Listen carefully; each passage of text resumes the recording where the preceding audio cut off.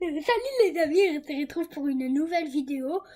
N'oubliez pas de vous abonner et mettez la cloche de notification. On fonce jusqu'à 1 million d'abonnés.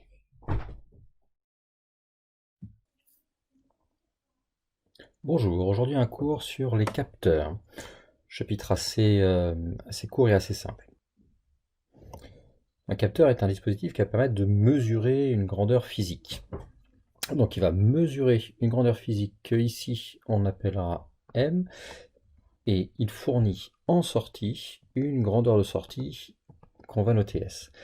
Alors il faudra faire attention, très attention à ne pas mélanger, à ne pas confondre la grandeur physique que l'on mesure, qui est la donnée d'entrée, et la grandeur de sortie qui va être fournie. Pour les reconnaître, c'est assez simple. La grandeur d'entrée, c'est ce que mesure le capteur. Par exemple, un capteur de température, son entrée, c'est la température. C'est sur la grandeur de sortie que ça va être des fois un petit peu plus complexe. Ça peut être de tout type, et puis on les détaillera dans le petit 2. Donc pour résumer, la grandeur d'entrée, c'est ce que mesure le capteur. Et pour la grandeur de sortie, eh ben là, ça peut être de tout type, comme une tension, une intensité, n'importe quel nombre. Si c'est un capteur numérique, il va sortir une information numérique, c'est-à-dire codée sur des bits, c'est-à-dire des nombres. Vous avez le détail dans le petit 2. Autre définition, l'étendue de la mesure d'un capteur, c'est la différence entre la valeur la plus élevée qu'il peut mesurer et la valeur la plus basse qu'il peut mesurer. L'étendue, c'est l'entrée mine, l'entrée max, M max, moins l'entrée mine, M min.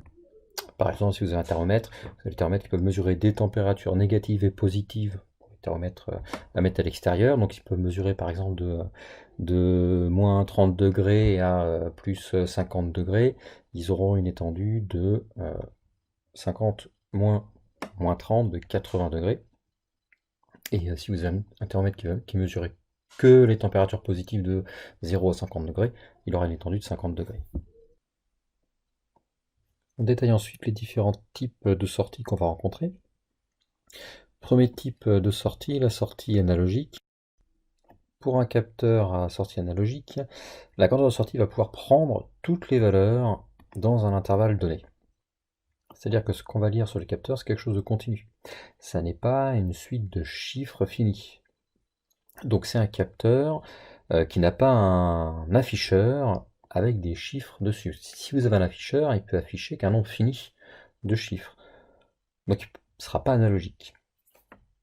Donc là par exemple, dans le cas d'un thermomètre à mercure ou alcool, donc qu'est-ce que mesure le thermomètre? Il mesure la température. Donc la température, c'est la grandeur d'entrée.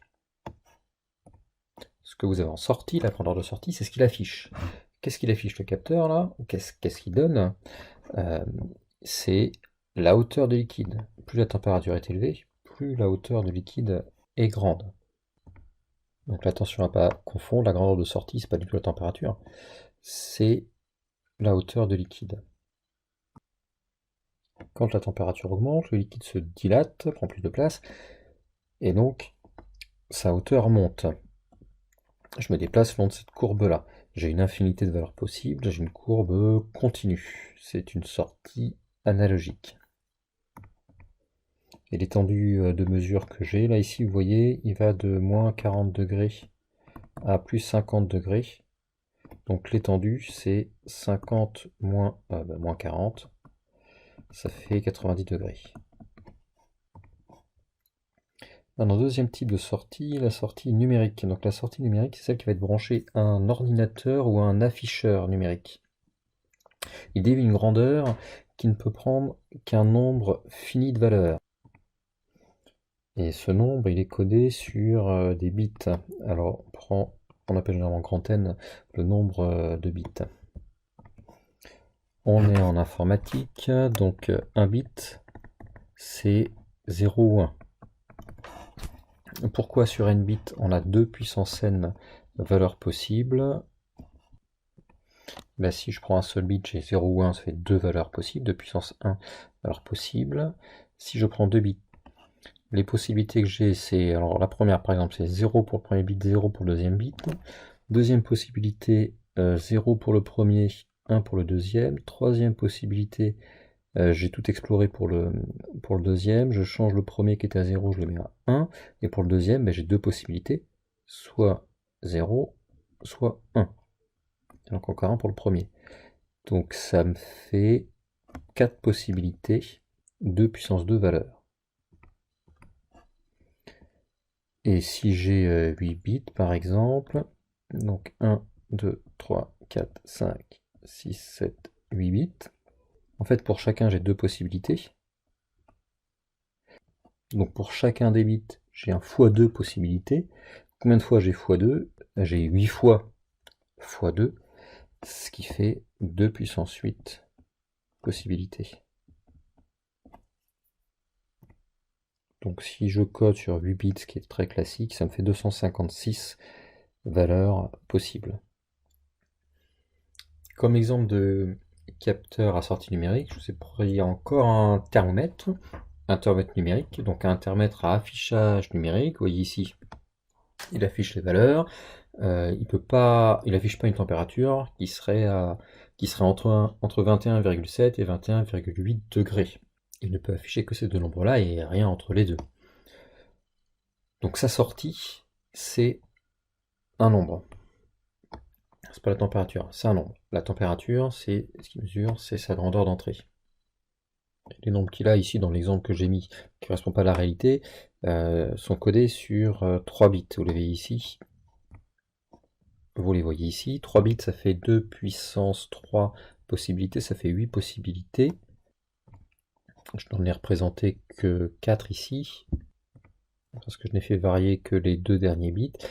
Les 4 autres possibilités, c'est la même chose, en prenant 1 pour le premier bit, et puis en recopiant les 4 que j'ai. Donc 0, 0, 0, 1, 1, 0, 1, 1, ainsi de suite.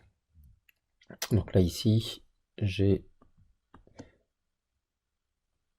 2 puissance 3 égale 8 valeurs. Et donc dans la représentation graphique d'un capteur numérique, je n'ai pas une courbe continue, j'ai une suite de valeurs, c'est-à-dire une suite de nombres discontinus. Alors souvent c'est représenté par un escalier comme ça, mais ce qui est vertical ici dans l'escalier, c'est un saut immédiat, il n'y a pas de valeur entre les deux. C'est pour ça que dans la représentation que j'ai mis, je les ai mis en pointillés. Je passe d'un coup du nombre qui est là, par exemple, le 0, 0, 1, au nombre qui est là, 0, 1, 0, il n'y a rien entre les deux. Pour reconnaître facilement une sortie numérique, c'est sa forme en escalier. Donc ça permet de la reconnaître facilement. Troisième type de capteur que je vous présente, le capteur sortie tout ou rien, ou TOR. C'est un capteur qui peut prendre uniquement deux valeurs qui correspondent à ouvert-fermé, enfin fermé-ouvert, 0 ou 1. C'est utilisé pour faire des détecteurs, par exemple un détecteur de fumée. La grandeur d'entrée que va mesurer un détecteur de fumée, c'est la présence ou non de particules de fumée.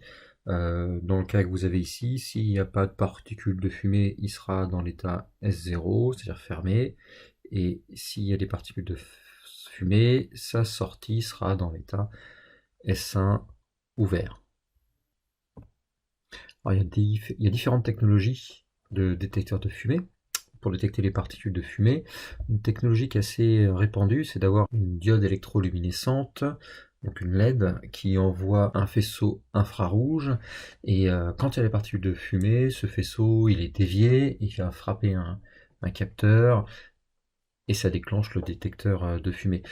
Je vous mets en haut à droite un lien vers une vidéo qui détaille le principe de fonctionnement de ce genre de capteur. Et ensuite, vous descendez pour faire l'activité 1, qui est à la page numéro 6. Donc vous avez un certain nombre de questions sur des capteurs qu'on trouve dans une maison, déterminer les grandeurs d'entrée, de sortie, utiliser les graphiques qui vous sont donnés. La correction des réponses pour cette activité se trouve à la fin du document. Ensuite on remonte pour reprendre le cours. Et on va s'intéresser à certaines propriétés des capteurs. Vous devez savoir définir ce qu'est la sensibilité d'un capteur. Alors la sensibilité d'un capteur, c'est son aptitude à être capable de détecter des petites variations de la grandeur qu'il mesure. Donc la sensibilité du capteur dépend de ce qu'on appelle delta M, la variation en entrée du capteur, par exemple si la température varie de 0,1 degré, et de delta S c'est de combien varie la sortie du capteur. Donc si j'ai une température qui varie de 0,1 degré, de combien va varier la sortie du capteur. Et la sensibilité, c'est le rapport des deux, c'est de combien varie ma sortie, divisé par combien varie mon entrée. La sensibilité va avoir une unité qui va être l'unité de la sortie sur l'unité de l'entrée, l'unité de delta S sur l'unité de delta M. Donc ça va dépendre du capteur. Ce ne sera pas la même unité à chaque fois, donc je ne vous ai pas mis d'unité là-dedans. Propriété importante, si le capteur est dit linéaire, c'est que sa sensibilité est constante. Et la sensibilité, ça va être alors le coefficient directeur de la droite qui donne la sortie par rapport à l'entrée. Si le capteur n'est pas linéaire, ça veut dire qu'on n'a pas une droite, et on peut avoir la sensibilité en un point en disant que ce sera le coefficient directeur de la tangente à la courbe en ce point. Donc si vous avez un graphique qui est dans ce genre-là, donc là c'est pas linéaire, et que vous voulez mesurer la sensibilité en ce point-là, il va falloir tracer la tangente en ce point, et la sensibilité, ce sera le coefficient directeur de cette droite rouge que j'ai mis là. Donc ça fait plusieurs fois que je vous dis mesurer, calculer le coefficient directeur d'une droite. Donc petit rappel en mathématiques sur l'équation d'une droite.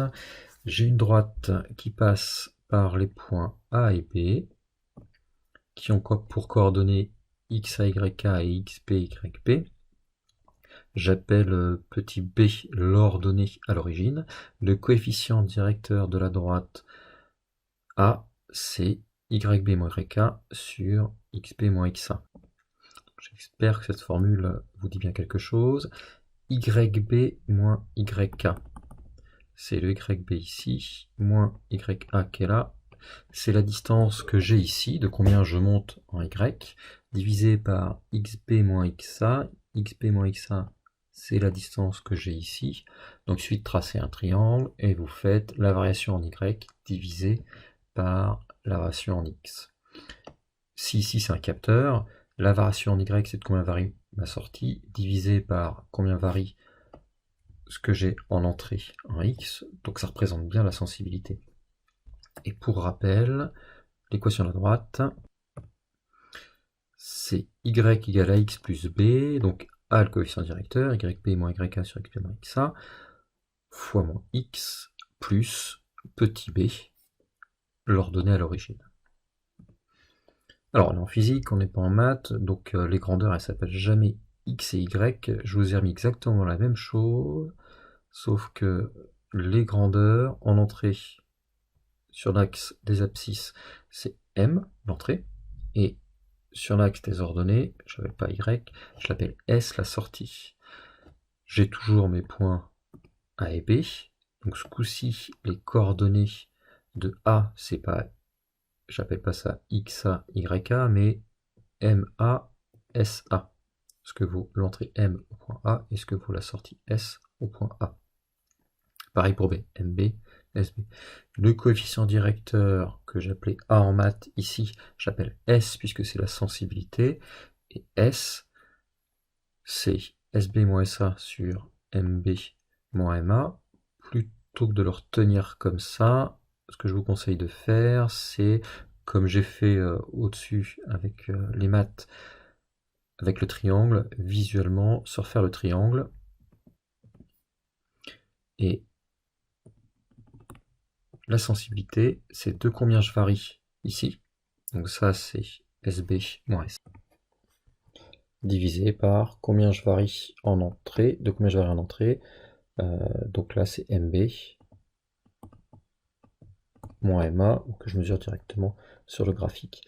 Et si on vous demande d'écrire l'équation de la droite, vous l'écrirez sous la forme S la sortie égale, donc SB moins SA sur MB moins MA, c'est la sensibilité que vous aurez calculée, fois l'entrée M, plus l'ordonnée à l'origine, S0, c'est-à-dire que je vois que quand mon M ici vaut 0, mon petit s, il vaudra 0 plus S0, donc mon petit s, il vaudra S0 que j'ai ici sur le graphique. Avoir l'équation de la droite, c'est intéressant parce que ça vous donne une équation, une relation entre l'entrée et la sortie, donc ça permet facilement de calculer l'un quand on connaît l'autre. On passe à une partie sur le traitement des signaux. Alors je commence par quelques rappels, période et fréquence. Je vous présente un signal sinusoïdal. La période, c'est la durée du motif élémentaire. Motif élémentaire, je peux en avoir un ici. Donc la période, c'est la durée de ça. J'aurais pu prendre n'importe quel motif élémentaire. J'aurais pu aller de là jusque là, c'est pareil. Et la période, c'est l'inverse de la fréquence, ou la fréquence, c'est l'inverse de la période. Dans cette formule, il faut absolument que la période t soit en secondes, et ça donne une fréquence qui est en hertz. Attention au changement d'unité quand on fait ça. Par exemple, dans ce cas-là, je vais vous demander de calculer la fréquence du signal que vous avez là. Je vous laisse le faire, vous prenez une pause, faites pause avec la vidéo, et reprenez la correction après. Alors pour être précis, pour mesurer la période, il faut plutôt la prendre sur plusieurs périodes, sur plusieurs motifs. Donc je pars de 0 ici, et je vais aller jusque là, et là j'aurai 3 périodes. Et 3 périodes, quand je les mesure, ça va me donner en gros quelque chose qui est entre 0,006 et 0,07, et je suis à peu près aux 3 quarts, donc je mettrai un 75, et ce sont des millisecondes. Alors si je veux le faire précisément, je prends une règle, je fais une règle de 3, je vais mesurer la valeur en centimètres de 3 fois la période 3t. Moi je vais le faire sur mon écran, donc vous n'aurez pas du tout les mêmes valeurs en centimètres, hein, mais c'est pas grave. Donc je mesure de là jusque là avec ma règle, ça me donne 8,5 cm que je note comme ça, et je vais mesurer mon échelle. Alors pour être précis, je vais mesurer par exemple de 0 à 0,007 millisecondes. 0,007 millisecondes, ça me donne moi 8,8 cm sur mon écran. Donc ma règle de 3, elle est comme ça me donne 3t égale 8,5 fois 0,007 sur 8,8, soit 6,76 fois 10-3 millisecondes. Donc, dans ce que j'avais fait grossièrement tout à l'heure, c'était pas 0,00675, mais 0,00676 pour être plus précis. Je divise par 3 pour avoir t, et ça me donne 2,25 10-3 millisecondes.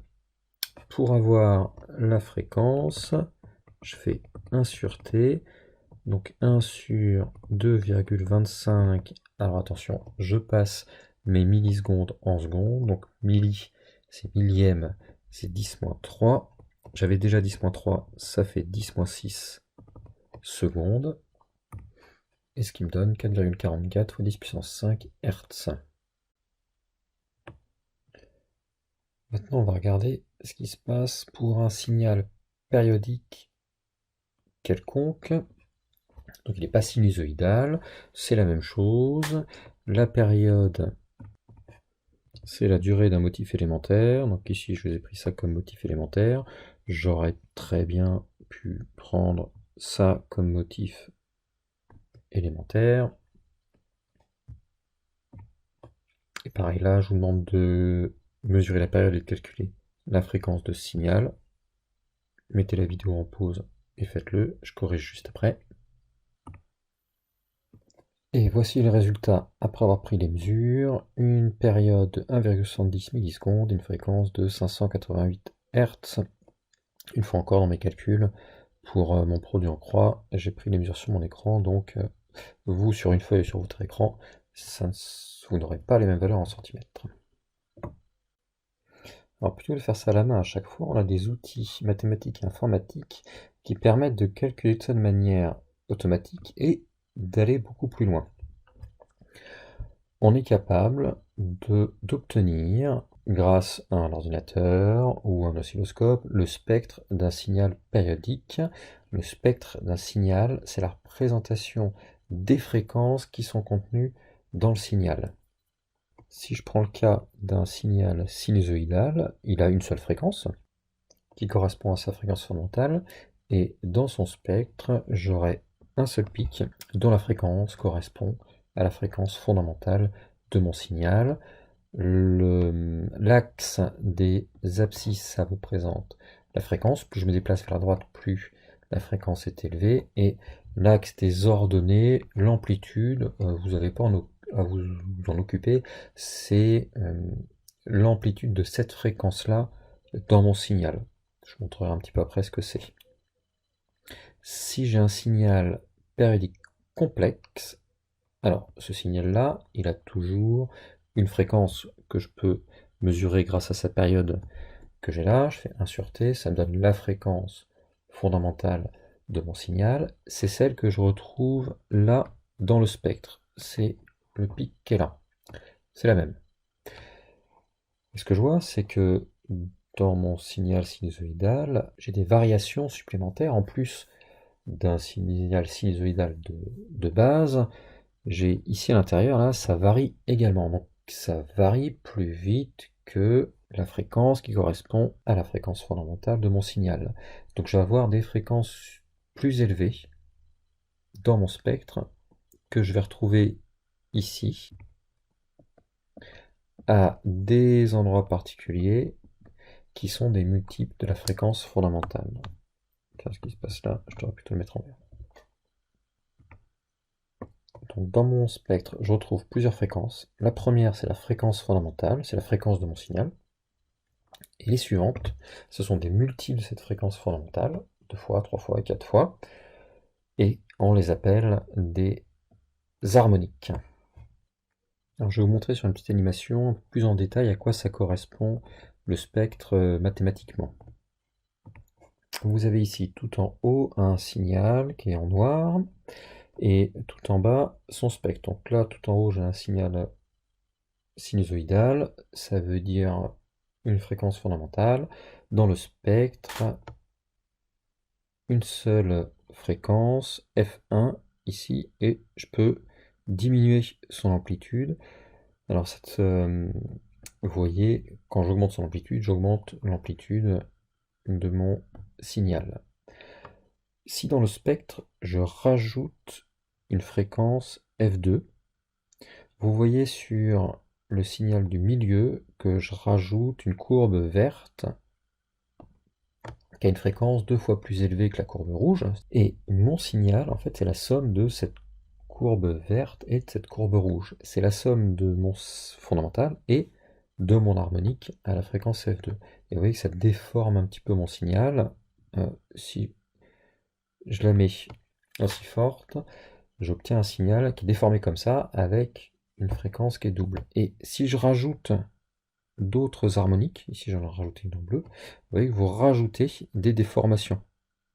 Et si je rajoute la 8e harmonique par exemple, vous voyez que vous rajoutez des petites déformations qui sont une fréquence plus élevée. Et en jouant comme ça, en ajoutant des harmoniques, je peux obtenir la forme du signal que je veux.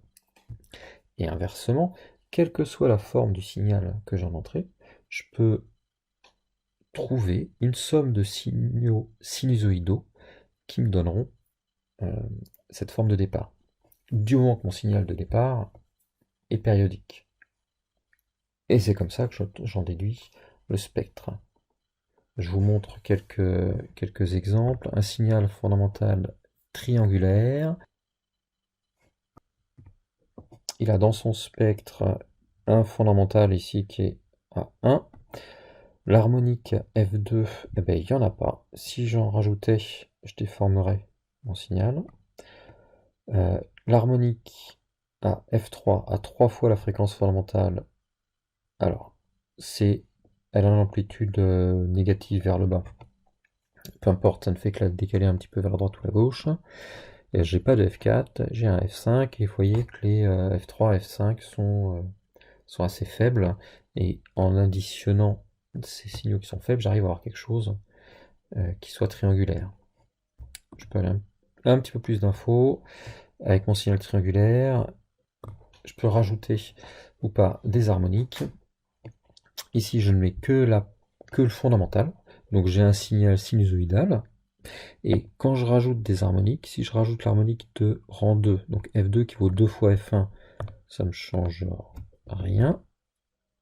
Si je rajoute F3, ça déforme un petit peu mon signal, il commence à ressembler au signal triangulaire, et plus j'en rajoute, avec partie de 10, ça commence à ressembler un peu plus, et si j'en rajoute suffisamment, je vais me rapprocher mon signal triangulaire.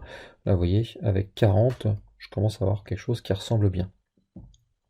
Vous avez en bas l'écriture mathématique de cette somme de signaux. Le premier sinus oméga t, c'est ma première fréquence. Alors le oméga, c'est une autre façon de noter la fréquence. En fait, vous verrez plus tard si vous en faites.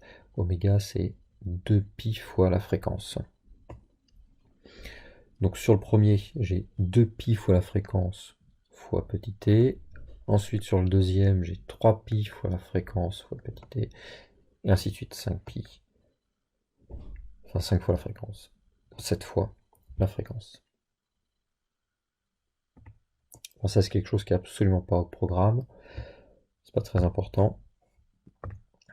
Ce qui est important, c'est que vous voyez que n'importe quel signal, ici un signal carré, je peux le décomposer en un spectre.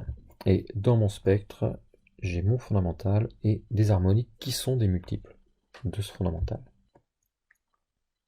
Je reviens au cours et on va regarder un peu comment est-ce qu'on peut utiliser tout ça pour réaliser des filtrages de signaux.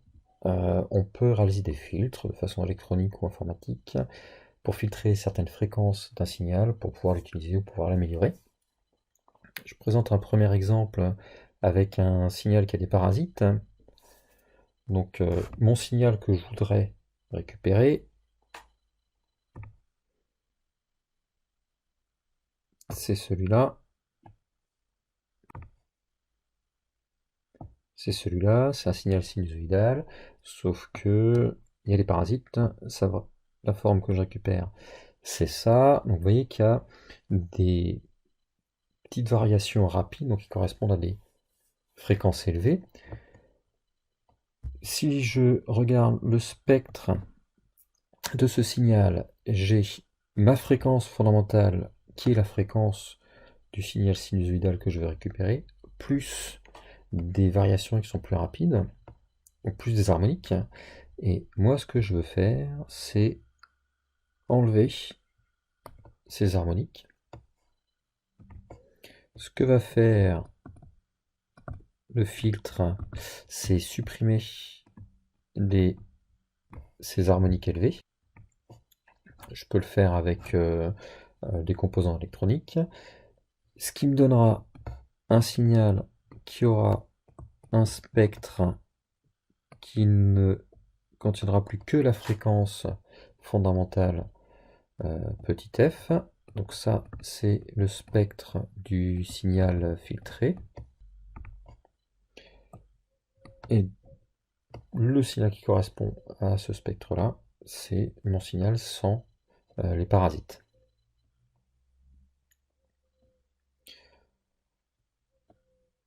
Deuxième exemple, dans un système audio, comment envoyer la musique dans les bonnes enceintes. C'est qu'il y a plusieurs types d'enceintes. Vous avez des caissons de basse qui, eux, sont dédiés aux basses fréquences. Alors, elles sont plus grosses et elles sont adaptées à des vibrations de faible fréquence. Et ce sont elles qui sont les mieux placées pour reproduire les basses. Et puis, il y a aussi dans les enceintes, si vous regardez ce qu'il y a à l'intérieur d'une enceinte classique, il y a plusieurs petites enceintes de tailles différentes. Il y en a des toutes petites, des tweeters, qui sont faits pour les plus hautes fréquences, et puis des enceintes de taille plus classique, qui elles sont faites pour les médiums, donc pour les fréquences intermédiaires. Donc si j'ai ma musique qui est comme ça, dans mon système audio, je récupère le spectre avec plein de fréquences. Voilà, comme mon signal de départ n'est pas périodique, ce que je récupère dans mon spectre, il y a énormément de fréquences. Mais moi, ce que je veux, c'est envoyer les basses fréquences dans le caisson de basse.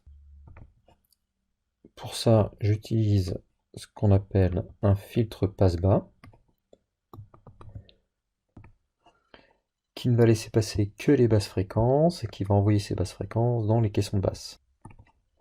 Ensuite, les fréquences intermédiaires, les médiums, je vais utiliser un filtre que je vais appeler un filtre passe-bande, parce qu'il ne va laisser passer qu'une certaine bande de fréquences. Donc ce que je vais récupérer, c'est uniquement mes fréquences du milieu. Et celles-là, je vais les envoyer dans les enceintes médium.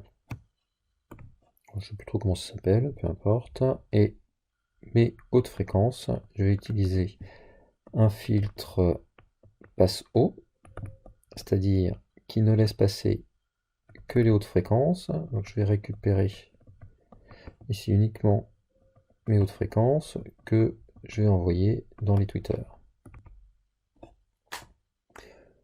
Troisième exemple, une radio qui va utiliser un filtre passe-bande. Donc quand vous écoutez la radio, dans ce que vous récupérez, vous avez toutes les chaînes qui émettent à leur propre fréquence. Et nous, ce qu'on veut, c'est récupérer uniquement la fréquence de la radio qu'on veut écouter. Donc si je regarde le spectre que j'ai, donc j'ai plein de fréquences qui sont présentes. Et on va utiliser un filtre passe-bande. Alors contrairement à celui que j'avais au-dessus, ce filtre passe-bande, il est très étroit pour ne laisser passer que la fréquence de la radio qu'on va écouter.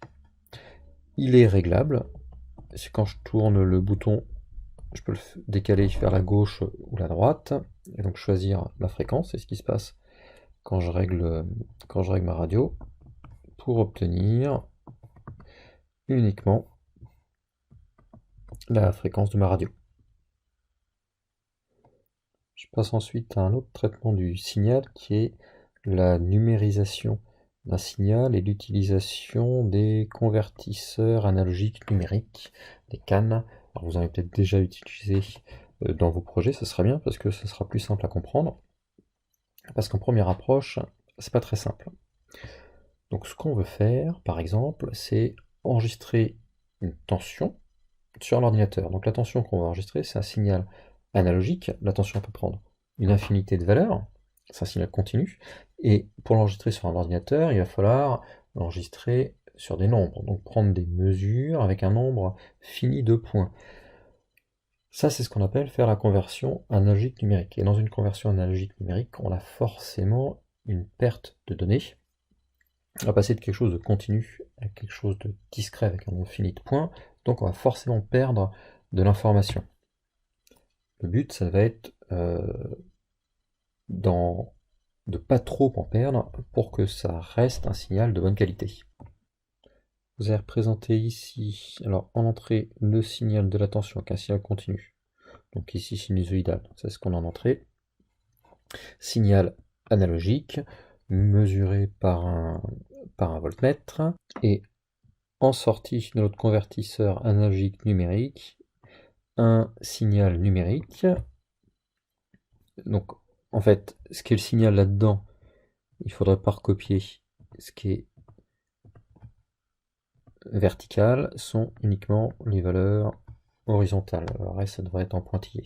Donc il y a un nombre fini de valeurs qui, vous voyez ici, sont codées en binaire sur des bits. Donc là, sur 4 bits. Donc la conversion, elle est réalisée par un convertisseur analogique numérique qui va comporter deux opérations, l'échantillonnage et la quantification qu'on va détailler. Alors l'échantillonnage, c'est que l'ordinateur, le convertisseur analogique numérique, il ne mesure pas toutes les valeurs du signal tout le temps en continu, il va les prélever à intervalles de temps réguliers. Cet intervalle de temps régulier auquel il fera une mesure à chaque fois, c'est ce qu'on appelle la période d'échantillonnage, qu'on note TE, période d'échantillonnage.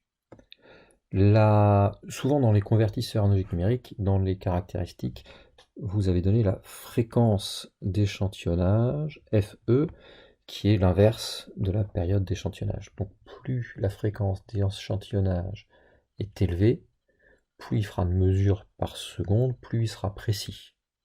Plus il va coûter cher également. Donc la fréquence d'échantillonnage, c'est le nombre de mesures par seconde.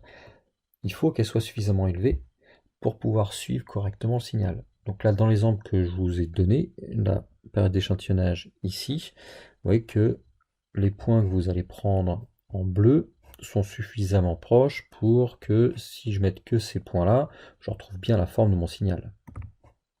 J'obtiendrai quelque chose comme ça et ça ressemble bien. La représentation ici avec des points, c'est la meilleure représentation possible parce que j'enregistre que ces points-là.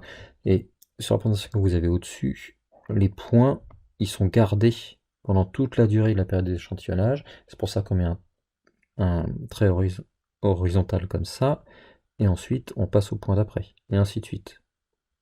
Donc souvent, vous le voyez représenté, je me suis trompé. Souvent, vous le voyez représenté comme ça, avec les escaliers. Dessinez juste les points, ça ressemble plus à ce qui se passe réellement. Si la fréquence d'échantillonnage est trop faible, je ne vais pas pouvoir reconnaître mon signal. Par exemple ici, c'est le cas que vous avez, fréquence d'échantillonnage trop faible, donc j'ai un signal sinusoïdal, et je vais avoir une période d'échantillonnage, vous voyez ici, qui est assez grande. Donc je prends ma première valeur ici. On va la tenir jusqu'à cette valeur-là. Ensuite, ça tient comme ça. J'ai cette valeur-là, puis cette valeur-là, et ainsi de suite. Vous voyez que mon signal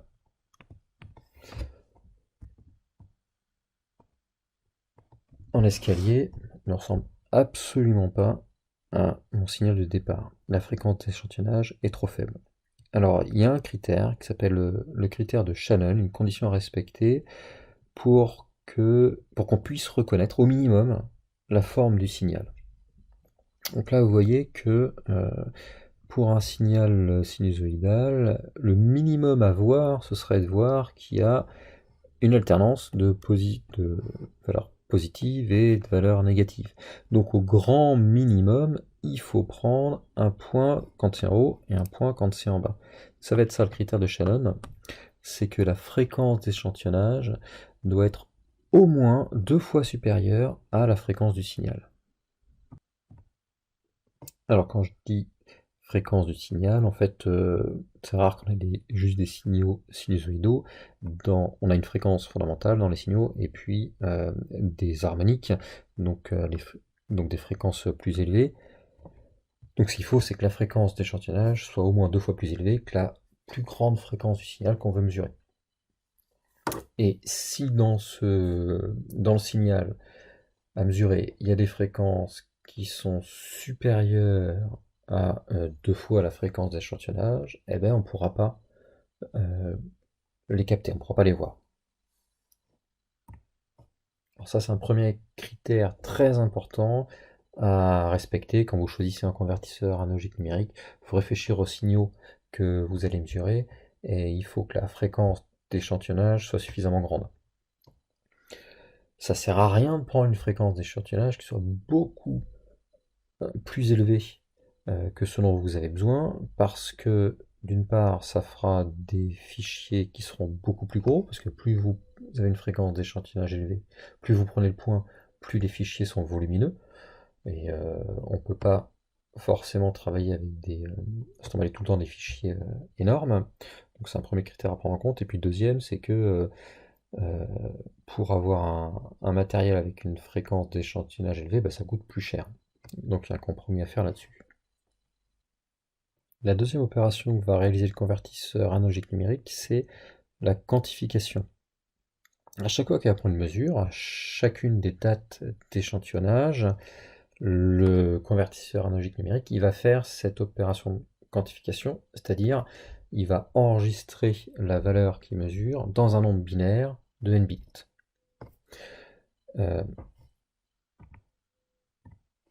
Et donc quantifier le signal, c'est enregistrer, définir un nombre binaire dont le niveau va être le plus proche possible de la valeur de signal. Combien de niveaux sont possibles? Alors si j'ai une gamme, ici une gamme n-min, m-max qui va correspondre au calibre. Donc m, c'est ce que je mesure. Donc par exemple, si j'ai un voltmètre, un convertisseur analogique numérique qui doit mesurer la tension, et que je règle sur un calibre de 10 volts, ça veut dire qu'il va mesurer entre moins 10 volts et plus 10 volts. Donc mon M-min, M-max, c'est moins 10 plus 10 volts. Et là-dedans, il va coder sur n bits. On a vu que pour n bits, ça faisait 2 puissance n valeurs possibles. Je vous rappelle, si j'ai des bits, donc chaque bit c'est soit 0, soit 1, j'ai deux possibilités à chaque fois. Donc pour chacun des bits, ça fait 1 fois 2. Donc si j'ai n bits,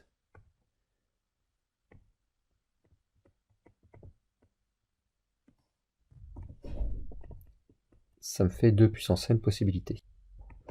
Et donc si je traduis ça sur le premier graphique que j'avais, avec ici le temps, ici la tension que je veux, je voulais mesurer comme ça, et que ici j'ai mon calibre. Donc ici j'ai appelé ça M min et ici j'ai appelé ça M max. Le nombre de valeurs que je peux enregistrer, le nombre de points que je peux mettre ici, ce qu'on appelle le pas de ma quantification, eh bien j'ai 2 puissance n valeurs possibles. Et vous voyez que pour être plus précis, il faut que les valeurs soient les plus rapprochées possibles. Il faut que le pas de ma quantification soit le plus faible possible. Donc on arrive à la notion de perte. J'ai toujours une perte dans une numérisation. Il faut, pour avoir le moins de pertes possible, que la fréquence d'échantillonnage soit suffisamment grande, ça c'est le critère de Shannon, c'est au minimum 2 fois la fréquence maximale du signal. Et deuxième critère, c'est que le pas, ce que je viens de dire, le plus petit écart entre deux valeurs mesurées, doit être le plus petit possible. Pour avoir le pas le plus petit possible, il y a deux façons de faire. La première, c'est de diminuer le calibre, se mettre au calibre le plus proche possible du signal à mesurer. C'est-à-dire que si vous voulez mesurer une tension qui peut faire au maximum 10 volts et que vous mettez sur un calibre de 300 volts, eh bien, il y a plein d'informations que vous allez perdre. Parce que vous allez vous retrouver dans une situation comme celle que je viens de représenter en bas, là, avec un signal ici tout petit, et vous allez prendre des valeurs, si le calibre est pas adapté. Dedans, il y a des valeurs qui serviront à rien. Et vous voyez que là, sur mon signal, tel que je l'ai représenté, j'ai que 3 valeurs possibles pour représenter mon signal. Donc là, ça sera assez mauvais. Donc première chose importante, trouver le calibre le plus petit possible. Et puis la deuxième, c'est de mettre plus de valeurs à l'intérieur de notre calibre, c'est-à-dire d'augmenter la résolution. Augmenter la résolution, c'est augmenter le nombre de bits sur lesquels on va stocker. Mais augmenter la qualité de la numérisation, ça va augmenter le nombre de points et donc ça va augmenter la taille des fichiers. Donc il y aura toujours un compromis à trouver entre la perte de qualité et la taille des fichiers. Alors je reviens sur l'exemple que j'avais mis au départ. Voilà, ici on a fait une numérisation sur 4 bits. Vous voyez, donc ça fait 2 puissance 4 possibilités.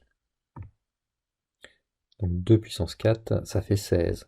Et j'en ai bien 1, 2, 3, 4, 5, 6, 7, 8, 9, 10, 11, 12, 13, 14, 15, 16. Alors attention, si jamais un jour, là j'ai 16 valeurs possibles, ça fait 15 intervalles. Si jamais un jour vous avez compté le nombre d'intervalles, attention, le nombre d'intervalles c'est le nombre de valeurs possibles moins 1.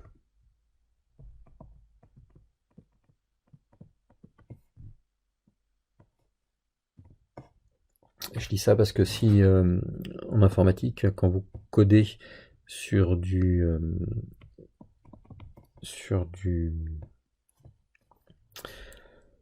un octet, donc avec 8 bits, quand vous codez des couleurs par exemple, les valeurs, vous avez 2 puissance 8, ça fait 256 valeurs possibles, mais les valeurs, la première c'est 0 et la dernière c'est pas 256, c'est 255. Parce que de 0 à 255, vous avez 256 valeurs possibles. Donc par exemple, quand vous codez une couleur, vous lui donnez les valeurs de 0 à 255. 0, votre pixel il est éteint, 255, il est allumé. Et ici dans l'autre exemple, si l'autre codé sur 4 bits, j'utilise 5, ça va me faire 2 fois plus de valeurs possibles. Donc mon pas, il serait comme ça, il serait 2 fois plus petit. Si j'en rajoute un. Mais mon fichier, il serait aussi 2 fois plus gros. Donc je reviens où j'étais.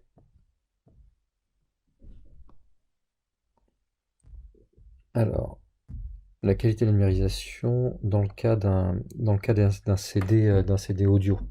Les valeurs ne sont pas choisies au hasard. Donc la résolution sur 16 bits sur 2 voix.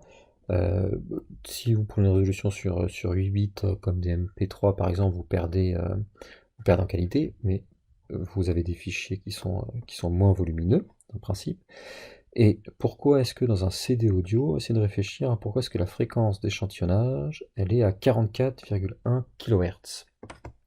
C'est un lien avec une propriété de l'oreille humaine, qu'on l'a déjà vu. Alors, je donne la réponse. Mais faites peut-être une pause, le temps de réfléchir un petit peu. Alors, l'oreille humaine, elle est sensible aux fréquences comprises entre 20 Hz et 20 kHz. Au-delà de 20 kHz, c'est les ultrasons, on ne les entend plus. Donc toutes les fréquences qui sont supérieures à 20 kHz, on n'a pas besoin de les enregistrer sur un CD puisqu'on ne les entend pas. D'où le fait que la fréquence d'échantillonnage des CD soit autour de 40 kHz, 2 fois cette fréquence-là. Et une des façons pour avoir des fichiers audio moins volumineux qu'utilise la compression MP3, c'est de diminuer cette fréquence d'échantillonnage. Alors, est-ce qu'à l'oreille, ça va changer beaucoup de choses d'enlever des fréquences proches de 20 kHz? Ben non, pas vraiment, parce que ce sont des fréquences qu'on n'entend pas énormément. Donc, diminuer la fréquence d'échantillonnage, ça fait que ces fréquences-là dans le signal, on les a plus, mais à l'oreille, ça fait pas une différence énorme. Voilà, on en a fini avec ce cours. Il vous reste à passer aux exercices qui sont également corrigés à la suite, à la fin du document. Voilà, je vous souhaite un bon travail. Au revoir.